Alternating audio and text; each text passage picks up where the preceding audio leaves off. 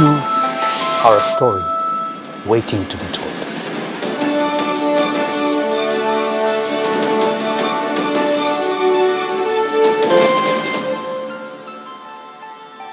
We're going to talk about the lives of three legends.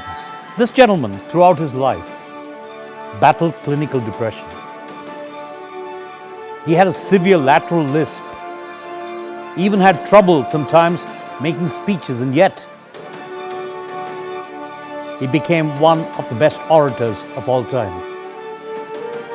Though he came from a noble family in Great Britain, he had to apply 3 times before he was accepted at the Royal Military College at Sandhurst.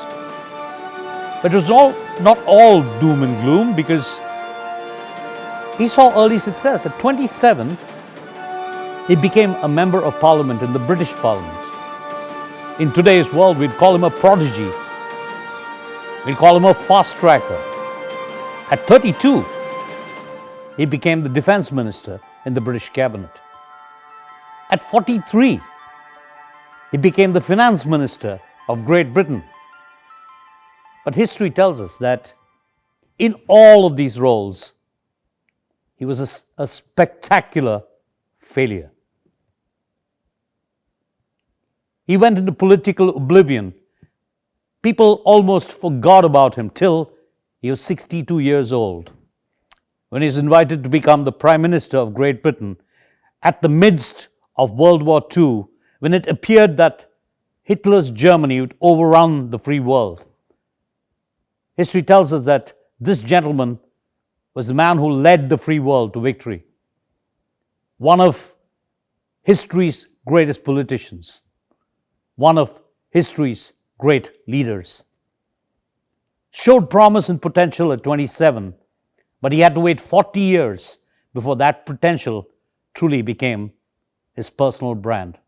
And that gentleman was Winston Churchill. Walt Disney. He came from an abusive childhood. He ran away from home. At the age of 21, he started his own animation company in Kansas.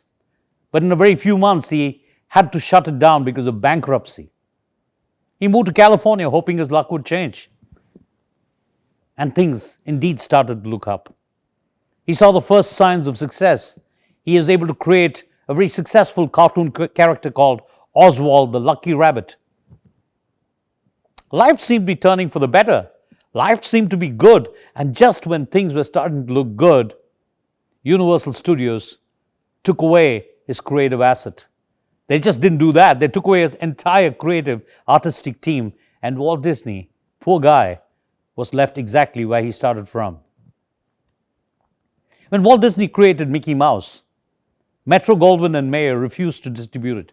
They laughed him out of the studio. They said, "Who will pay money to see a giant mouse?"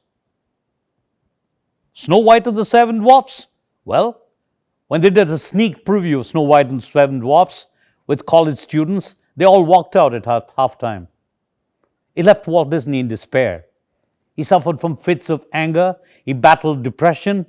Failure seemed to be his constant companion. And yet, decades after he's gone, we still celebrate a brand called Walt Disney.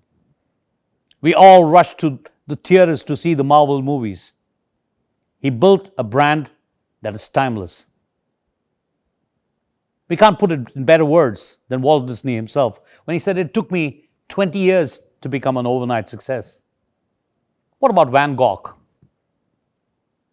That legend, the genius of a painter, 900 paintings in his lifetime, and guess how many he sold while he was alive? Just 1. And that too bought by his friend who took pity on Van Gogh. So what made this man to stay painting 900 paintings when nobody bothered about buying one?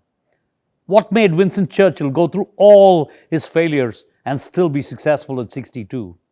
What made Walt Disney to continue to battle? Well, that's the first ingredient of a personal brand. They believed in themselves. That is the core to building a personal brand. The very first ingredient, the foundation of personal brand, is self-belief.